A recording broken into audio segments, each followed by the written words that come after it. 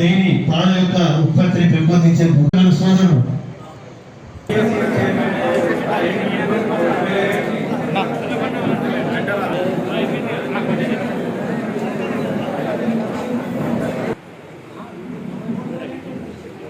Temple chairman గారు దయచేసి మార్గొడవే దేవేంద్ర గారు.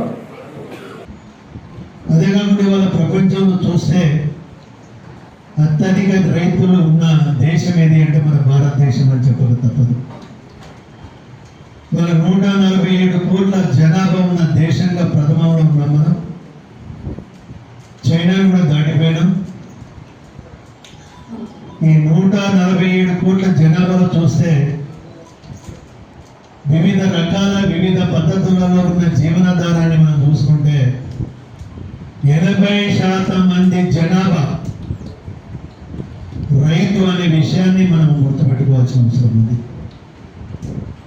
ఇవాళ ఈ 80% జనాభా ఎవరైతే ఉన్నారో ఈ దేశానికి తిండి పెట్టడమే కాదు, ప్రపంచంలో ఉన్న చాలా దేశాలకు కూడా తిండి పెట్టే స్థాయిలో మనం ఉన్నాం. ఈ వ్యవసాయం ఎప్పుడు పుట్టింది అని అంటే ముఖ్యంగా మన ఈ భారతదేశంలో కానీ చుట్టుపక్కల ఉన్న దేశాల్లో ఎప్పుడు పుట్టింది అంటే ఒక రకంగా చెప్పవచ్చు. భూమి ఎప్పుడు పుట్టిందో వ్యవసాయం ఎప్పుడు పుట్టింది అంటే వివిధ పద్ధతుల్లో ఉంటాయి.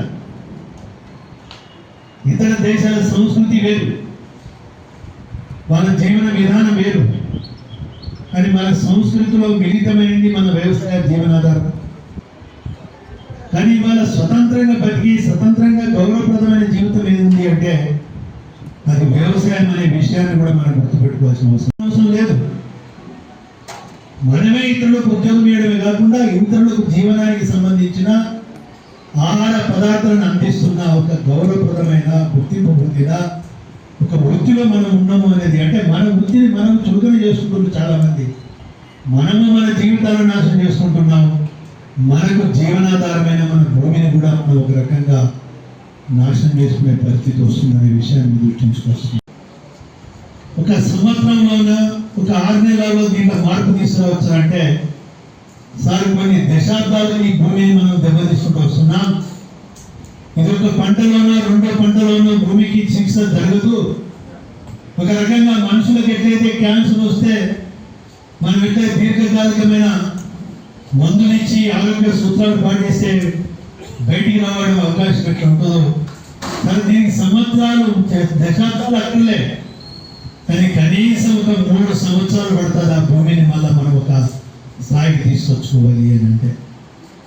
నిజంగా ఇది విచిత్రమైన నేనేమనుకున్నాను అంటే ఈ వర్షకాలం పంట మొత్తం జీవామృతంతో లేకుంటే ఈ నేచురల్ ఫార్మింగ్ సేంద్రీయ చేస్తే భూమి బ్రహ్మాండంగా వస్తుంది, బ్రహ్మాండంగా పంట వస్తుంది అనుకున్నాం. అంతే కదా సార్? కానీ ఆ భూమిని మన భూమిగా మనం మలుచుకోవాలి అని అంటే కనీసం 3 సంవత్సరాలు పడుతుంది అని అంటే 6 పంటలకు మనం ఒక క్రమశిక్షణతోటి ముందుకెళ్తే భూమిగా మనకు మన అందే పరిస్థితి వస్తుంది అని అంటే మనం ఎంత మన భూమిని మనము నష్టం చేస్తున్నామో ప్రతి ఒక్క రైతు కూడా ఆలోచించాలి. చరిత్రలో ఘట్టంలో జరిగిన కొన్ని సంఘటనలు మన జీవితంలో కాదు రాబోయే తరం కూడా మర్చిపోలేని కొన్ని సంఘటనలు జరుగుతుంటాయి. అదే మనం కోవిడ్ ప్రపంచాన్ని గడగడ ఆడించింది. వాళ్ళు లాక్డౌన్ అని చెప్పి 1 నెల రోజుల కింద వరకు కూడా మనం ఇంట్లో బయటికి వెళ్ళలేని పరిస్థితి వచ్చింది. చాలా మంది పిట్టలాగా రాలిపోయారు.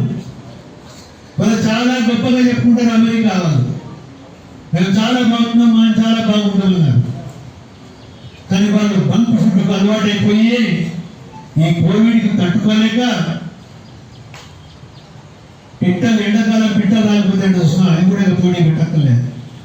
ఎక్కడికక్కడి కుప్పలుగా శవాలైతే మనుషులు ఎత్తి లోపడేయలేక డోజర్లతోటి లారీలలో లోడ్ చేయించి పొట్టి నీళ్ళతోటి గుంటలు రవ్వి దాంట్లో వేశారు.